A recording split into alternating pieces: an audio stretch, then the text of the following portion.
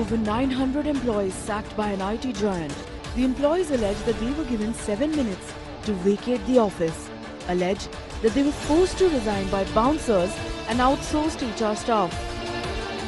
They said they have two options. One is like they give a termination, or they give us ask me to resign. So the loyal, hard-working people have been sent out in a day with 7 minutes time to decide whether you want the money they are giving or you don't want the money and go out. It has been 2 months since they were left with no job. These employees say that they have family members to feed and loans to repay. They have now approached the Labour Commission for relief. This person claims that as he entered his cabin, he was immediately called to another bay where there was an outsourced consultant who was waiting, and the person was given only 7 minutes to resign. No reasons, nothing given whatsoever. And it's not just Chennai. Over 3 dozen employees were sacked by the very same company in Hyderabad. Without any due respect, they asked us to leave on the spot, and without any notice or without any information to employees. They did not consider our plea about stay another 2 to 3 months to continue and fetch a good job outside the market. Bouncers, goons, doctors, psychiatrists, everybody was used to physically intimidate and threaten people and force them to resign from their jobs. As India seeks to attract more investments to create more jobs, Mirror now asks, should the centre also ensure that these companies follow labour norms as laid down in India? Does India need to review labour laws? Do we need to frame new labour laws that set in place a protocol for firing employees? Let's debate. Well, here's a question that we're asking on the Urban Debates tonight. I'm Faye D'Souza. You're watching Mirror Now. Thank you for tuning in. Right now, we have no labour laws in this country that will protect you. If you make more than 650,000, you make more than 6,500 rupees a month, I beg your pardon. So for IT employees, media employees, pharmaceutical employees, anybody who makes more than 6,000 rupees a month, there are no labour laws in this country to protect you. No employment laws in this country to protect you. Which means that your organization could pink slip you or fire you tomorrow. Much in the same manner as the one that has taken place in Chennai. Incidentally, we spoke to people here who told us that even if these employees are going forward to file a complaint, the case is very weak because there are no laws to support them. Is it time that in our country right now, going through the fact that we might see more and more unemployment, there should be laws that protect employees for this sort of behavior? Bouncers who threaten, physically and mentally intimidate people to sign resignation letters and leave the company in 7 minutes. Are we okay with this new normal? Is this what we are inviting the multinational companies into India to do? That's the question we're asking today. And my phone lines are open to you. Pick up the phone and call us. We're going to put through as many phone calls as we can.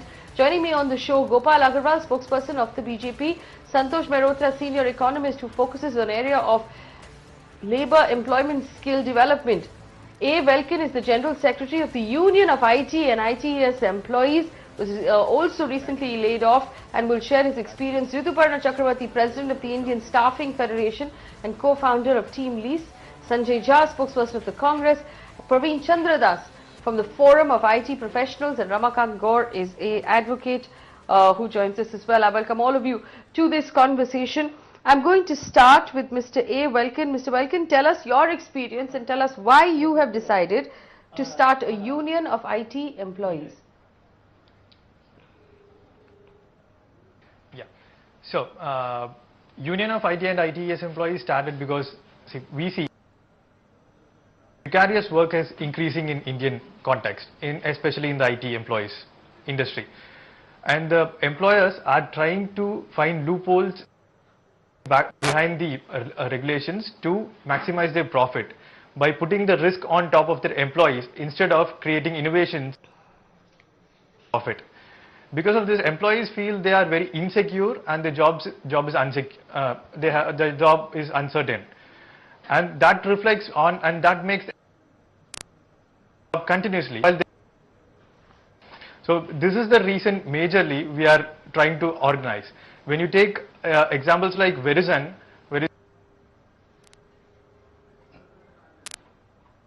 few years back, but because of the protectionism in US and Brexit, the UK market and the local pro-employer policy followed by the BJP government, the companies are they're migrating the risk whatever they have on top of the employee situation than what was there earlier. This is the reason we are trying to organize stakeholders of the IT industry, and they don't have any voice to, they don't have any organization to raise their interest. So tell me something, Mr. Valkin, tell me something. What happened in your case, and what are the allegations right now being made by the employees in Chennai? So what happened is, on a fine day, December 12th, 900 of employees being sent out who are having L rating. L rating is the leading rating. So lead rating performance, the good perform employee who are loyal to them are being sent out in a single day, given in a 7 minutes time to decide whether they want money or they don't want money. Any of the choice, they are told that this is not a forum to discuss. You need to decide you need to take any both of them and get out of the office immediately, followed by a bouncer. So this created most of the employees who have affected on that, around 450 employees by their count, have went into a mental shock, and most of them are yet to get recovered even after the 2 months time period. The people who have recovered, around 70 people have come forward in Chennai to file petition against the Verizon management. They've also raising concerns on how the management is taking forward the legal struggle or the legal proceedings before the employees. When the employees are part of the company, they have not taken a single step to teach them their legal right. But when the employees approach government for justice, they are putting a experienced senior lawyer on before the employees, which is against the law. So this is the issue happening, and the issues keep on, the employer along with the labor department keep on trying the issue without considering the criticality of the issue. 450 employees have been affected, 450 employees' family have been affected. Without considering this, the issue is being dragged for more than 2 months without single official reply from the employer side. All right, let me bring in other members right now of the panel. Mr. Mehrotra, Santosh Mehrotra, senior economist who focuses on labor and employment. Mr. Mehrotra, the going was good for 15 years as far as the Indian IT industry was concerned. So nobody really bothered about the fact that there are no laws in this country to protect IT employees or BPO employees or anybody else.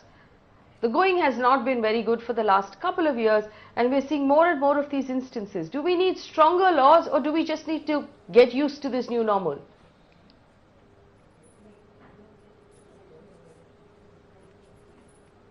No, this is not a good situation that we can afford to get used to, because as we all know, that enterprises which account for more than 10 workers account for no more than 22% of our entire workforce.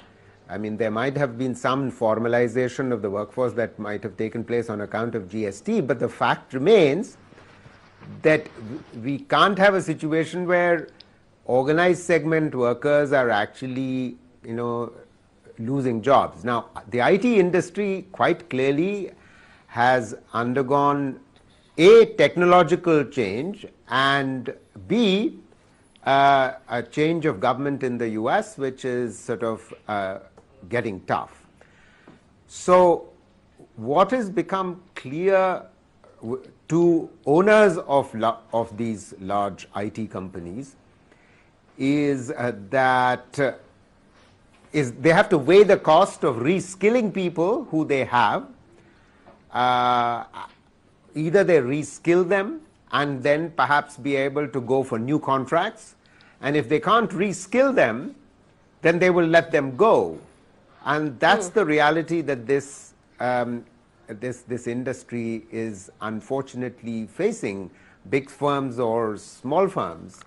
And all I can say is this is tragic. I mean, what the labor laws say about this is, I mean, my suspicion is that all these workers were on contracts, and this must have been part of their contract. I mean, if there is a violation of contract, then clearly they can be, the company Yes. can be taken to court. Yes. However, my suspicion is, because I don't know which company we are talking about and what the nature of the contract was, Right, and whether yes. they can be taken to court or not. Yes, and Mr. Mehrotra, you know, we asked around as well while doing research on this show, and I was told that in India, you are at the mercy of the contract that you sign with your employer. So, you know, you'll have a lot of HR teams who tell you this is a standard employment contract, but nothing is standard. You have to read every word, you have to read every clause, because something in that contract can be used to dismiss you or terminate you without any reason. Praveen Chandra's Forum of IT Professionals from Hyderabad. What experiences have we had in Hyderabad up until now? Before I talk about the experiences in Hyderabad, there are a couple of things I would like to point out from the things that you Yes. mentioned. Number one is the myth that labor laws do not apply to IT employees in India. That is a myth, and labor laws do apply to all the IT employees who are working in India. Even the contract thing, Of course they do. let it be Verizon, let it be Tech Mahindra, let it be Infosys, TCS, it is an employment agreement which has to fall under what is called the Industrial Employment Standing Orders Act. Now, there's another thing. A lot of people, a lot of us believe that, hey, I have signed this contract where the employer has probably mentioned that I can fire you at any point of time, and I've agreed to that, employment agreement, and hence I'm bound by that agreement. This is again, not true, because I cannot. I mean, whatever is signed will still have to be legally valid. What you sign here, if this is not according to the Industrial Employment Standing Orders Act, then this has no legal standing. This has no legal validity, and it is legally void. The other thing that was pointed out was that there is a technological shift and also the government change in the US which has had an impact on the Indian IT industry. While I do give some credence to that, we'll also have to take a hard look at the statistics. Look at all the major industries, all the major services, IT services in industries in India are making thousands and thousands of crores of profits. Their profits are only increasing while their headcount is decreasing. I would like to state that what is happening here is actually profit maximization at the expense of people's lives, at the expense of families being thrown out onto the roads. Take any firm. Tech Mahindra is a classic example. I'll just look at the 3-quarter results that were shown in 2017-18 financial year. From quarter 1 to quarter 3, they had a net decrease of 2,500 employees, whereas their profits grew by 150 crores. Yes. Now you can look at Infosys, TCS, other examples, you'll find the same case. In Hyderabad, the same thing is happening. In Hyderabad alone, in just 2017, more than 20,000 But you know, you can't employees have hold that lost their against jobs. these employers. But tell me something, can we hold that against these employers if they are finding more efficient ways to do things and to reward their stock, to reward their investors and their stockholders? Can we fault them that, or is it just business? So, no, I think we should hold them accountable, because these companies have set up their shops in India by taking subsidies from our government. It is we, the taxpayers of the country, who are actually helping set up these companies. Look at the subsidies that are being given to these companies in the form of land concessions. There are lots of companies which are taking land at lease in the form of 1 rupee per acre per year, and it is a 19-year lease. They are giving subsidies in the form of tax incentives. Look at this statement of revenue foregone in the budgets. Lakhs of crores of tax revenue. All right, let me foregone. bring in the government representative. One second. Gopal Agarwal, spokesperson of the BJP. Gopal Agarwal, where do you stand personally on this matter? Because it's a tricky thing. On one hand, we have these massive MNCs who are coming in, setting up shop and then firing people at will. How do you think the government should be dealing with this problem?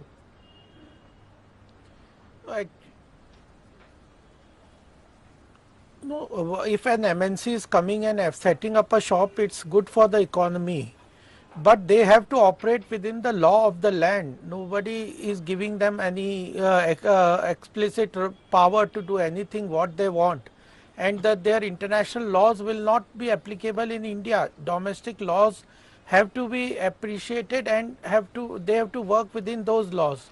So what we have to look into is, as has been mentioned by one or two of your panelists, is there has to be a contractual obligation on between the employer and the employee, and that contractual agreement is enforceable within the Indian laws. If you merge too many things in a one discussion or in the one problem, then the problem will never get solved. We can discuss the problem end on end, but what is the solution? One thing is that MNC is not a problem. If they come to India, it's not a problem for Indians or Indian government or Indian economy. They will benefit, definitely benefit the Indian economy. The IT sector saw the boom because these IT companies came to India. They work for multinational operations. There was BPO, KPO. This fueled the IT growth in India over last some of the years. So that's not bad for Indian economy. One thing. Second thing is they cannot. They have if they have violated any of the law, then we have our legal course. All the employees, they can form association. Now we can have a class application also in the court. That in itself, these associations and the labor commissioner and other legal help that these employees can get, that is available to do, and they should fight. They are educated. Mr. Agarwal, if someone has lost their job, where will the money come from in order to go to court? Let me bring in Ramakant Gaur here, who is an advocate. Ramakant Gaur, first of all, right now, employer contracts or employee contracts are very complicated. There is a problem. And if someone has just lost their job, they're going to worry about how to pay their EMIs, how to pay school fees next month. Where will they have the money to take the company to court? Absolutely. And more particularly, when the laws in this country are lame, the policy is... what is the solution? Gopalji, please have patience. Law in this country is actually lame. Policy makers are actually dumb on this subject in spite of reprimanded by Supreme Court, and executive is actually numb. They are not taking any action. So how the law will take its own course, it is a big question. As far as this perspective is concerned, we have no good policy in spite of Supreme Court reminding us again and again, and last time Supreme Court reminded us in 2016. And Supreme Court says you have to create the policy which is good for the workers, which has not been formulated by any of the government. Either it was Congress or it is BJP.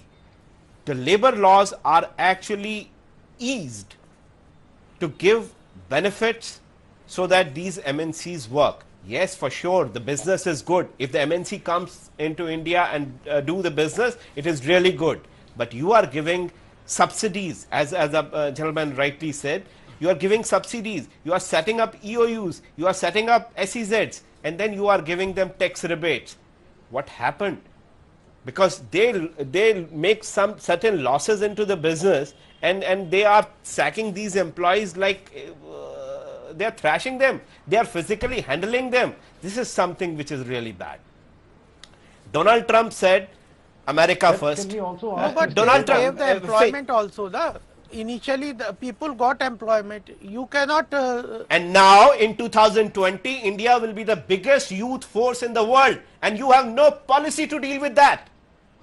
You have the but Mr. Ramakant Gaur, explain to us this, and this is what my research says. So correct me if I'm wrong, but the labor laws apply to what is known as workmen. Correct. And workmen are people who basically do uncreative, skilled, monotonous work. And I've actually heard from the HR people that I spoke to today, they said, if I want to make sure that you cannot take me to court under labor laws, I change your designation and make you a manager of some sort. If you're a manager, if your designation has the word manager in it, you can no longer use the labor laws in your favor. Is that true, Mr. Gaur? See, can I answer this? The courts look into the perspective whether a person is given a supervisory role or a role which is independent, and any person can file before the Labour Commissioner under the provisions of Industrial Dispute Act. So there is no such thing that they have no remedy. In fact, the basic principle of law is where there is a wrong, there is remedy. But here in India, we are facing all practical problems. if a person, even if he is a manager and he is thrown out in a wrongful manner, he has remedy to approach before the civil courts. At the same time, how many years will he fight with the employers in the civil courts? Ages. He has actually no practical remedy available which can actually deal with his problems immediately.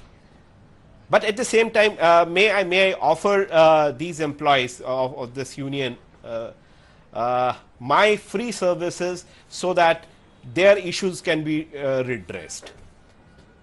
So Ramakant Gaur there. So we're making progress. Ramakant Gaur offering his free services to the Union of IT employees so that they can have someone represent them. Let me also bring in Ritubada Chakrabarti, President of Indian Staffing Federation. Are we seeing more and more of these incidents, Ritubada? Now you don't have to give us the names of the companies if it makes you uncomfortable, but we've heard stories of employees being marched into a room, being told to leave immediately without going back to their desks, without packing their things. Employees being threatened, employees being told that if you don't leave immediately and don't go quietly, you will be blacklisted, you'll never get another job. How much of this is actually happening? How much have you come across?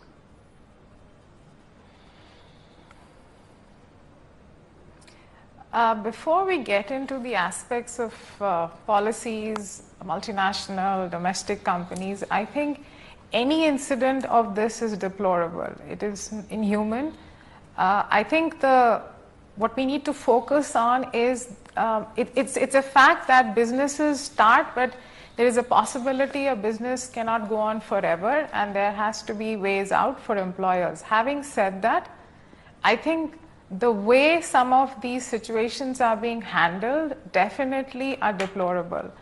And I think that is what I think the issue is. If the issue is about laws, honestly, I agree with all the co-panelists who've actually shared their views on it. Laws are adequate in this country. I think India is one of the most regulated countries in the world, and I don't think the absence of law is a challenge here. Even employment contracts, no matter what an employee and employer signs, finally the terms of the contract needs to be as per the law of the land, and if it isn't, it is actually of no relevance. It might be used in some organizations to kind of pressurize employees, but honestly, it won't hold good in a court of law. But I think when we are on the subject of laws, it's important to also observe that we have to strike a balance when we're talking about laws between job protection as well as job creation. At this point of time, I think the entire IT industry is going through a difficult time, and it's not just in India. I think it's happening globally. Correct. The organization around which we are having today's conversations have had layoffs, I believe, even in US. So it's a problem that is engulfing the entire industry. However, the lack of sensitivity with which some of these organizations are going about doing the separation is what is alarming. And it will not hold good. It will not hold good for the future in terms of attractiveness of this sector per se, because it is definitely creating a lot of angst and bloodbath, which I think the industry can do without. Honestly, we have a lot to thank this industry, because this industry has created a lot of jobs, have transformed careers, have made people millionaires. And it's not that they have not done what it should have been, but I think some of the incidents which are happening, yes, right. We need to so my question is this. So my question is this. I haven't brought in Sanjay Jha yet, but I'm going to take this 1 second. I'm going to take this back to Santosh Mehrotra. Santosh Mehrotra, if we have adequate laws in our country, then why is this so rampant? Why, even right now, I'm getting, I'm receiving live responses from my viewers who are telling me that this has also happened to them, that they know someone who was let go of in this manner. So are these companies afraid of the law, unafraid of the law? Are they above the law? Is the law toothless? What's going on?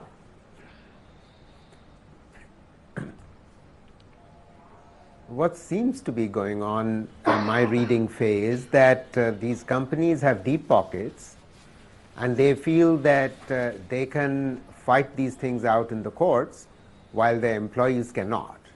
So the employees will get taken for a ride while the companies will continue to fight this in the courts, and our legal system, I think the less said about it, the better on these matters. So my sense of this situation is that that's what they are banking on. However, I mean, I think Rituparna is absolutely right. We really need to focus on the reality of these situations and these, very bright people who have contributed so much to the IT industry, to our export earnings, and to our country. And clearly, now it's time for the industry to get together, and this industry getting together needs to be, I believe, facilitated by the government, because the industry may not otherwise get together.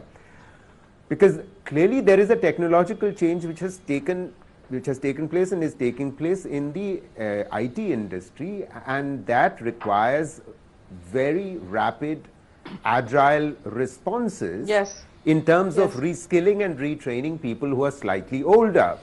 And this requires concerted action by the companies themselves, who have done sterling work in the past to actually train their own staff. But now there is a need of reskilling, but so many people are being thrown off work that industry can perhaps be brought together if industry is not coming together. Let me bring in Sanjay Jha, and I've received a message from someone who says brought together by government. Yes.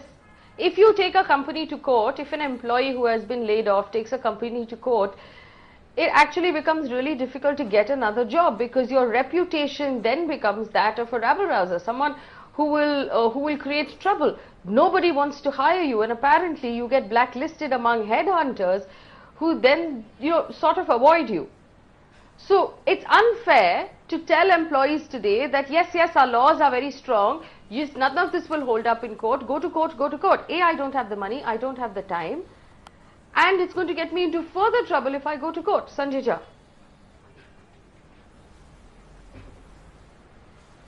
No, I absolutely agree with that, Faye. Let me tell you that even employers are their own incestuous community. I mean, they track people, very closely, especially the high-profile type. I can tell you, for example, in the investment banking world, practically everyone knows everybody else, and it's very, very difficult, for example, to try and take an employer through the legal course. The truth, though, at a larger level on this debate, the macroeconomic reality is that India is in a serious job crisis. I'll tell you what happens.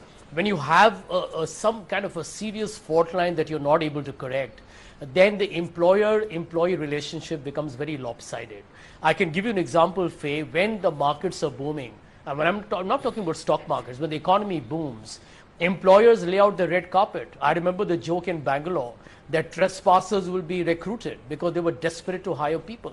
But now the equation has become very skewed. The employer is powerful because there are no jobs, and especially where IT is concerned, thanks to artificial intelligence and robots and drones and big data, you have a situation where the IT industry itself is becoming more automated. So the challenge that we have today is that, and I think this is something that we need to embrace. I don't want to pussyfoot around it, but tell you that a multinational company or a domestic company is ultimately going to respond to their shareholder value. And they are very brutal about it. If they believe that their business is not doing well and they need to cut costs, they were going to sack people left, right and center. That's happening in India. And the example that you're talking about perhaps manifests how serious the problem is. Now, the truth of the matter is that the only solution to this is that if you create a vibrant ecosystem for jobs, which means the economy has to grow, not just in one sector, but provide alternative options for the young in India, which has really not happened. I mean, to be honest with you, I don't want to, kind of make a political statement, but we are frivolous and flippant by saying, a pakoda economics will work. It doesn't work. The age of jugaad is over. Jugaad is no longer that sexy term that we were very proud of. You need to be organized, you need to have a plan, you need to be focused on how to get there. India's demographic dividend is becoming a serious social problem. What will the young do if they don't have a 9-to-6 job? Right. I mean, they are going to become extremely difficult. No, let Gopal Agarwal respond to this. One second. Gopal Agarwal will respond. Gopal Agarwal, please.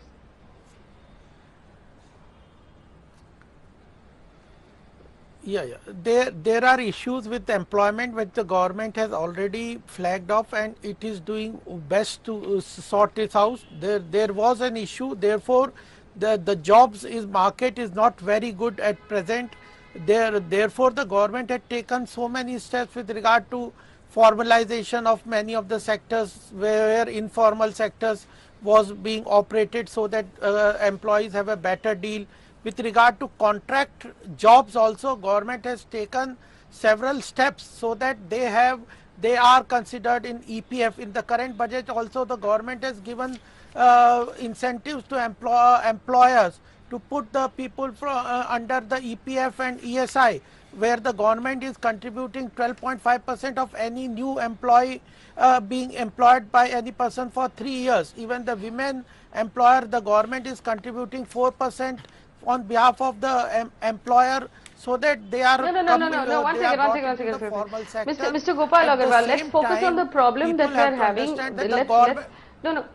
Let's focus on the problem that we actually are facing at this point. The problem is that employees are being let go of, they're being fired, they're being pink slipped by organizations in the most insensitive and unethical manners. They're being intimidated, they're being threatened, they're being mentally and physically intimidated.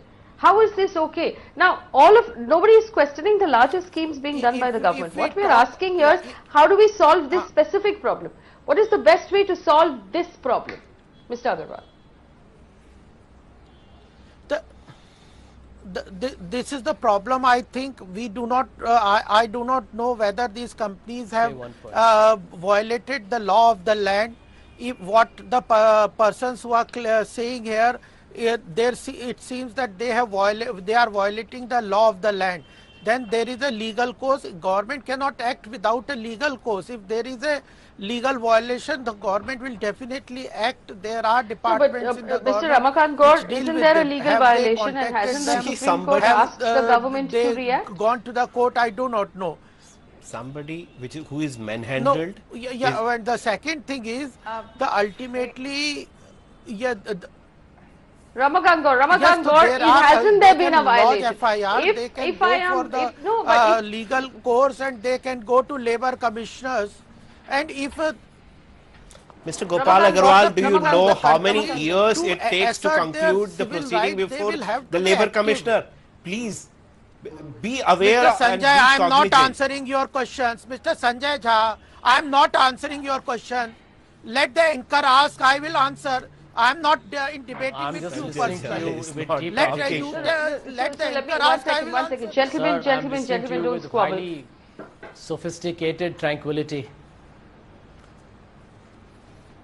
Ramakant Gaur, obviously if someone is being intimidated and threatened, there is a law that is being broken. But I refuse to believe that the only route here is to approach the courts. Where is the time? Where is the money? How long do these processes take? And Mr. Gopal Agarwal seems to think that no law has been broken or some law has been broken. File an FIR. Is that also your reaction to what is happening? Why is so many instances taking place? I am not saying no law has been broken. It seems. I am not saying that no law is broken. In fact, it seems that there is a manipulation on the part of the employer. They should take the legal course or go to the authorities. Would you please, Mr. Agarwal, every labor commissioner is falling under the central government, right? There is a central ministry, and labor department falls under them. EPF department falls under them. Other departments are falling under them. Why do not the central government expedite the proceedings before the labor commissioner and other departments, so that these people, 450 people, get the remedy in a month's time or 2 months' time or 6 months' time? There has to be some limit. They cannot keep on litigating for years together. Have they approached the government departments? Yes, that is what has happened in the commencement of the debate. Right. In fact, let me go back to Mr. Welkin. Mr. Welkin, what is your reaction to the responses you're hearing right now about the departments have said?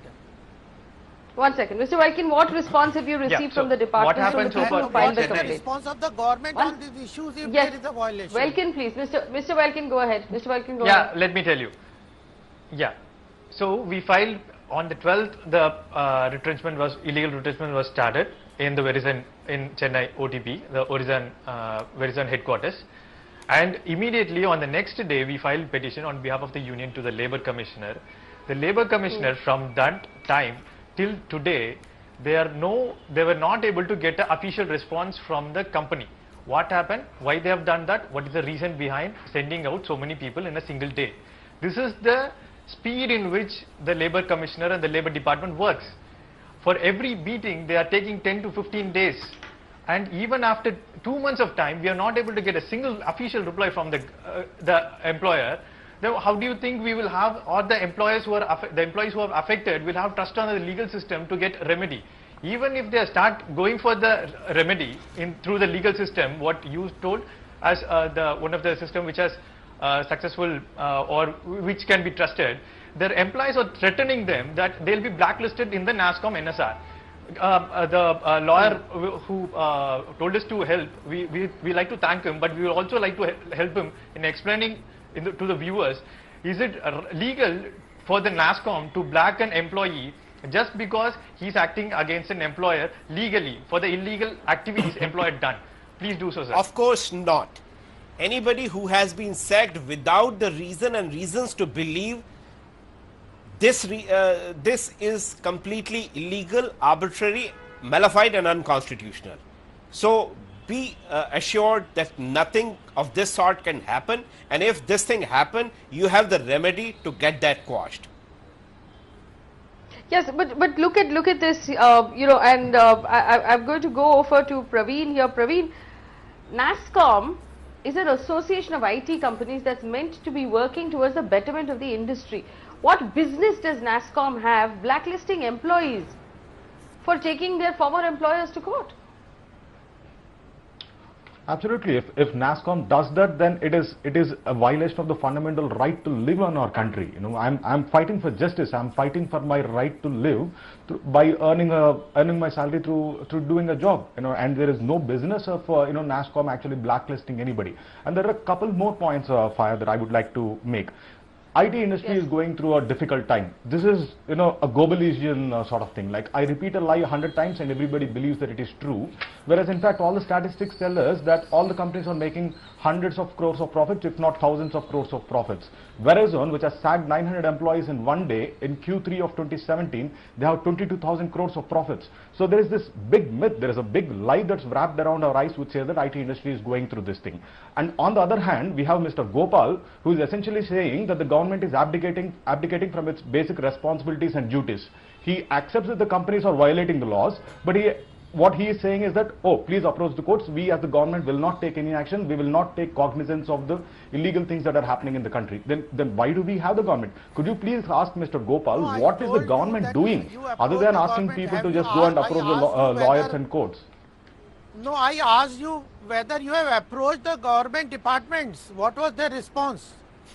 I did not say. But they just told us, Mr. Agarwal, we just heard the answer that the Labour Commission takes 2 months. Just today, please hold on. Just today, 52 people have moved the High Court in Hyderabad, in the state of Telangana. 52 people have moved the High Court, including a pregnant employee who was sacked in spite of letting the management know that she was pregnant.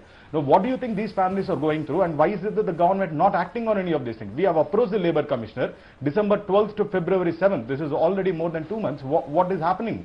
Now, we have filed these cases from Tech Mahindra as well. Against Tech Mahindra in the High Court, it's been almost 6 months. And the government has been known only for its inaction over these 6 months. What is the government doing except abdicating its responsibilities and duties? Mr. Agarwal, do you believe it's the government's place here to step in, or do you think that this is something that the judiciary should handle? The government has to step in. The government has. There are issues. Judiciary is one part, police is another part, and the government department with regard to Labour Commissioner, etc., is a third part, and the association of these people can be another part.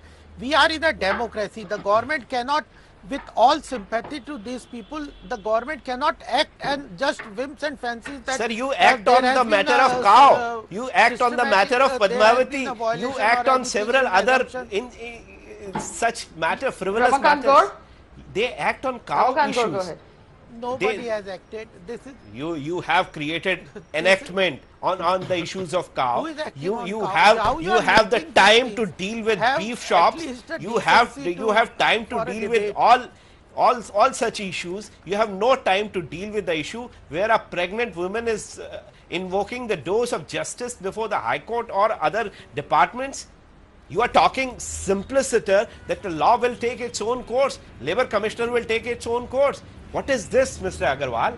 Please be sensitive about the people. No, I People are never hungry. use this word. People are hungry. You are putting these words into my mouth. Did I any time? I cannot you dare see to the do that. recording. You see the recording. Did I any time say the law will take its own You course? are talking No, about you are Labour not- Commissioner. All right, gentlemen, one at a time. Let me bring in Santosh Mehrotra. Let me bring in Mr. Mehrotra. Mr. Mehrotra, I want you to react to what Mr. Welkin has said. 2 months since these Say one employees point. went to the Labour Commission. And the Labour Commission hasn't even managed to get an official response out of the company, which means that nobody holds this Labour Commission in any sort of esteem. And this company has not even responded to notices from the Commission. So this is a dead end. So what do these employees do now? And someone who's going to be looking for a new job, figuring out how do I pay my EMIs, how do I pay school fees, where will they go? Labour Commissioner or not? You don't Mr. Mehrotra, please. Mr. Mehrotra. Well, Mr. Mehrotra. Faye, I'll remind you what I said earlier, that these are companies which have deep pockets, and the government will act in its own procedural ways. The lawyer is repeatedly reminding us that these employees, former employees, have gone to the Labour Commissioner, and we've seen how the companies are responding to them, or rather not responding to them. So, I mean, this is exactly how you expect the relationship between the Labour Department of the government and the judiciary to work. Now, that's why I want to remind ourselves, I think, that it's absolutely critical that the government holds large companies to account. Now, with all due respect to the IT specialist who's lost his job, I want to say that companies may be making large profits, of course, goes without saying, but at the same time, we cannot wish away or walk away from the fact that technological change is taking place. All of us know that. So there is a certain churn that is taking place in the IT, excuse me, IT industry. And, and it is because of this churn that companies are taking this action. Therefore, and there's clearly no question about it that there is a certain category of employees who are getting impacted adversely. Now, they need to be reskilled.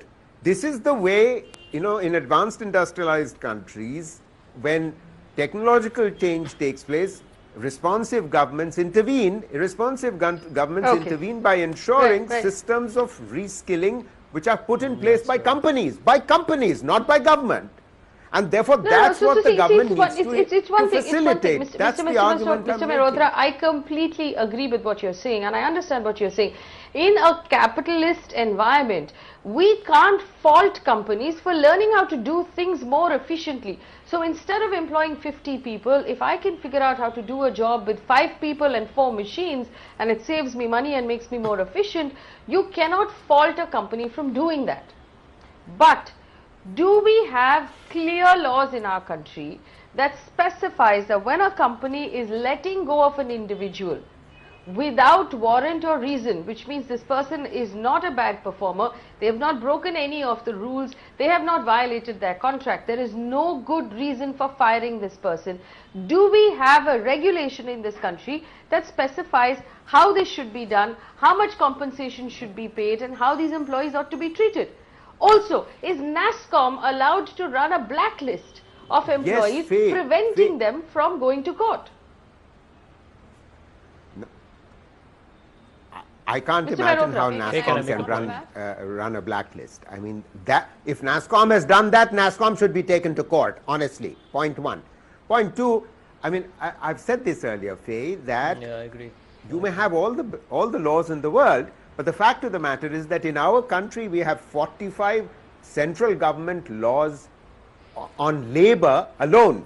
Only of the central government we have 45 laws, and there are state government laws on top of that, and the country has only 14,000 labor inspectors. We have too few inspectors, too many laws, which is why the central government is moving towards collapsing these 45 laws into 4 codes. Now, that's a long-term project. It's ongoing. It's very good that it's happening. But the fact of the matter is that if you have so many laws, then expecting that the inspectorate system or the legal system will give you quick remedy, which is what our very esteemed IT professionals are hoping for, is asking for something which has not happened so far in our country. It might happen sometime in the future, which is why I'm saying if immediate redress has to happen, then clearly the government needs to act in order to begin to ensure that as people are losing jobs, then the retraining is ensured, and not retraining at government cost, not at your and my taxpayer money cost. It's at the cost of the companies, someone which have been someone needs making to make that profits, regulation though, Santosh Mehrotra, and then some of someone that needs back to into actually reskilling. Yes, someone needs to make that regulation, and someone Exactly. needs to actually enforce I it. agree. Let me go to Sanjay I Jha. agree with you, Sanjay Jha, it's very easy today, Sanjay Jha, to turn around and say this is In the what free the government market, should do. one can say One second. Yes, Sanjay Jha, it's very easy to turn around today and say that government must do this or that. The truth is, all of these MNCs were invited in. The carpet was brought out by the UPA government. They were given land, they were given SOPs, they were given tax holidays, but no rules were written on how they should treat their employees. This is the raw end of that stick, Sanjay Jha. Faye, Faye, let me tell you, it's a very pertinent question. I think the fundamental point is what you raised earlier, that what kind of an economy do we want to be? Do we want to be a free market economy? As you said, if you want to be a total capitalist system, then it's going to move on demand and supply. You'll have a price. And if the employer believes that he doesn't need people, he's going to be ruthless about it. And we'll have many such unpleasant situations like we are talking about, which is why the UPA, during the time when the Congress was in government, we always talked about an inclusive development model for India. You can't have, what Mr. Modi's government has done is to say we'll only do growth and growth will take care of equity. It doesn't happen that way. India has got a number of people below the poverty line. There are a number of people in the neo-middle class. You're not answering who are my still question, not well off. Sanjay Jha. And at the end of the day, jobs have always remained a huge paramount problem. So now I'm answering your problem. I'm answering that. Therefore, what we had done is to mitigate the problem was to have higher social expenditure, create jobs in the rural areas, which is why Manrega, by the way, became a massive success. Arey boss, called as are the you telling largest Mr. social Velkin, security who scheme got in the laid world, off 2 and months the World ago, Bank said to sign up for the Manrega? situation has come to this. No, I don't understand. Are you actually telling No, an I'm not IT saying that. engineer I'm trying to sign answer up your for question and Manrega? I'll- Give us, but I don't understand. Why does everybody, why does everyone in government refuse to answer the question and then call out, your own achievements? Everybody knows the achievements of both governments. Let's solve this problem now. I don't want to know what wonderful work you all have all done. I want to know how we arrived at this point and what we're going to do to solve the problem. Yeah, Faye, I agree with you. I agree with you. I'm trying to tell you that we need to bite the bullet on this one. I think Mr. Mehrotra was actually giving it a fine balance. I'll tell you the problem that we have. Every day you will keep hearing about a new FDI coming into the country. But why has FDI not created jobs? And a lot of FDI, by the way, has also come into the MNCs of IT. Because it's not really meant for creating jobs. They've used it for acquiring new companies. They have reinvested their earnings and profits. And the net inflow into India has not been very high. So the truth is job creation cannot be left. If you're leaving it alone to the private sector, then you very well ensure private investment is high. But Faye, you know the figures. We have debated it on your channel. Private investment in this country has been sluggish for the last 4 years. New investments are at a 13-year low. You're talking about historic lows. And therefore, this is now aggravated into a serious problem. We are talking IT, but let me tell you, this is a pandemic. This is across the country, across sectors, and probably 10 times worse. See, I don't buy this, Sanjay Jha. Sanjay Jha, I don't buy what you're giving us today. I'm going to go to Praveen. Praveen, see, my problem with these answers. My problem with these answers is that both members of political parties here, both Sanjay Jha and Gopal Agarwal. Yes, Mr. Agarwal. both of them seem to tell us that it's impossible for the government to write the laws. What the government should do is doing instead is trying to create jobs. But that's not the point. Please create jobs. That's separate. What we need to be looking at is, are we writing regulations that spell out clearly how these companies ought to behave or ought not to behave when they're firing someone without due cause? With the help of bouncers. The truth is, yeah, we don't, Absolutely. without bouncers, absolutely. Fire, Praveen, go ahead. Yeah, first things first, it is not that we do not have laws which regulate how an employee should be retrenched. Okay, there are laws which have already been written, which are already in place. The Industrial Disputes Act, specifically mentions how an employer, or what is the process that an employer or a company has to follow if they want to retrench an employee. They have to take the written permission of the labor inspector. It's another point that there are only 14,000 inspectors or whatever it is, but they are not following the law of the land. These companies don't give a damn about the laws of the land. They take our subsidies, they take the taxpayers' money as subsidies, and they're not even worried about the law of the land. It's not just the foreign MNCs which are here. In fact, I don't think I want to make this a debate about the foreign companies which are working in India.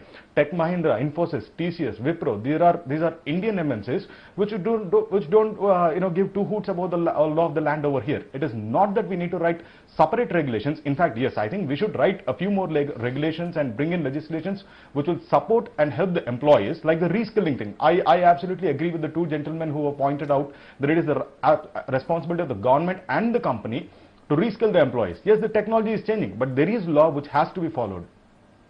I'm sorry? There's a law. There is a law that has to be followed, but why isn't it being followed? Gopal Agarwal, I apologize, I interrupted you. Please go ahead. Gopal Agarwal, please.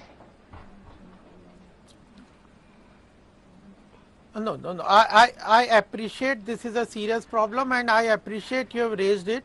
This has been in debate some time back also. It came to our knowledge.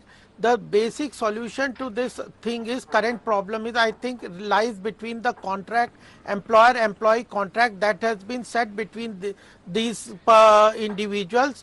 They are well read. They are at the time of their employment, they must have gone through the terms of the contract, and now if the terms of the contract are in violation, they have implemented in a different way, there are remedies. They have to look into it. They can form association, they can go for class plea in the court, and they can approach the government commissioners also. It's a state government also is responsible. But if there are some contracts which are violating the basic other laws also, then these contracts are in violation. These clauses are in violation of other laws. They are not implementable. So they have strong remedies with regard to those, as has been mentioned in the debate. These persons, there are issues which seems to be violating the laws. So they are using bouncers, they are putting pressure, psychological pressure. If that has been done, they should strictly go to the commissioner. They are strong persons, they can form association, and the government will be looking into this. But Mr. Gopal, what is the government doing about this? What is the government doing about this? I think this is the only solution for these persons. Praveen, go ahead. Praveen, go ahead. The government will function in a system. You cannot ask the government to just act on the individual complaints. But be specific, Praveen, be specific, because Mr. Agarwal is listening. What do you want the government has to be proved in a court of law. You cannot one second, Mr. Agarwal, the law is implemented. The government has to ensure that the law is implemented, and it cannot go on for months and years. Established in the court of law. No, 1 second. So Praveen, let's be specific. What do you want the government to do? Mr. Agarwal, let's listen. Mr. Agarwal, let's listen. Yes, Praveen, what do you want the government to do? Is that the government ensure that the law is implemented. We are approaching the Labour Commissioner's office. Welkin has pointed it out. We are pointing out the same thing. When we go to the Labour Commissioner's office, in fact, Verizon has given a written statement in which they mention that 200 people have voluntarily resigned on one single day. Now, if that's not a cruel joke to you, I don't know what else is. They're saying in written statement to the Labour Commissioner that 200 people have voluntarily resigned on a single day, and there's nothing forceful that happened, and the Labour Commissioner or the government is not acting on any of these things. We want the government to ensure through its various mechanisms. Yes, I understand there are the judiciary, the executive, whatever it is, but the government has to intervene and save people's lives. These are tens of thousands of families. There has to be a fair investigation for this cause. The government just cannot say that there are courts to deal with it. Write a resignation letter. Sir, this is a forceful act, and there has to be a fair inquiry against this. Go to the police. I don't know whether you understand that the complaints are already filed. Gopalji, n number of times it has been repeatedly said that the complaints are filed, police has not taken action, Labour Commissioner has not taken any concrete action, no fair investigation has taken place. We are at the Labour Court, we are at the High Court. What else do you want us to do? The only thing that is left is that the people's lives are on the roads and they will be on the roads. We have approached the police station, we have approached the Labour Commissioner, we have approached the High Court too. What response did you get from the police station, Praveen? Resolve the issues. Praveen, what response did you get from the police station? What response did you get from the police station? We have approached the police station. They have registered a complaint. We are gathering evidence. We are going to file a criminal charge sheet against the management for use of bouncers and goons during the retrenchment process. That is in place. That will be done in the next 2 days. Have they registered FIR also? All right. Praveen, have they registered FIR? Unfortunately, gentlemen, lady and gentlemen, I have run out of time, but we are going to continue to keep an eye on this. There's something very worrying about this. And in conclusion, this is where it has brought us to. There are labour laws in our country. There are various laws in our country. There are dispute laws in our country that should prevent this from happening. But it's happening at a shocking rate. And tomorrow, this could happen to you and me. This is not a problem only with the IT sector. It is a problem that could extend across media, it could extend across the pharmaceutical sector, across the aviation sector, it could extend to each of us. The truth is that there are employers right now who are calling in employees after 10 years of service and saying, you sign this resignation letter right now, leave in the next 7 minutes or I have bouncers, I will blacklist you, you will never get another job again. This is really scary. This means that these companies have zero respect for the law in our country. We need to remind them that while they're functioning in India, our laws are supreme. Which means that again, it's perhaps our Supreme Court that we look to step in and enforce the laws in our country. That while you might want to be efficient and you might be doing business quickly and you might be replacing human beings with machines, that's great, good for you, congratulations. You cannot treat Indian citizens, you cannot treat Indian employees in this manner. You cannot intimidate, you cannot threaten, you cannot blacklist. And you certainly cannot punish someone for taking legal recourse in our country. Why are so many massive, large, rich companies being allowed to treat ordinary employees in this manner?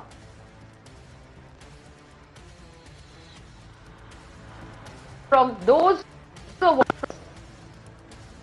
for the average employee. This is going to get worse if it is not stopped now. Each of them is going to turn around and complain about inefficiencies, and each of them is going to turn around and fire us for no reason. We must have rules and we must have someone enforcing those rules. Again, we look to our Supreme Court to come to our rescue.